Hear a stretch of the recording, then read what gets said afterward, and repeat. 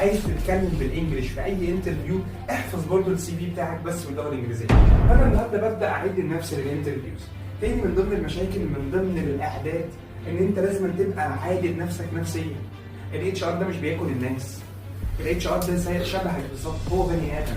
هو حضرتك اديكوا مختصر المختصر، حد فيكم عايز ينجح في اي بوزيشن؟ كم واحد فينا عايز يشتغل؟ كتير جدا. اقول لحضرتك على حاجه، دي بقى ملخص حياتي كله، احفظ السي في بتاعك بس. والله ما عايز منك اكتر من كده. عايز لما اجي اسالك في الباك جراوند بتاعتك او الاكسبيرينس بتاعتك تعرف ترد عليا. ما بقاش انا بسالك في حاجه والسي في في حته وانت في حته ثانيه. فحضرتك انت محتاج انك تعد نفسك نفسيا، النقطه دي مهمه جدا.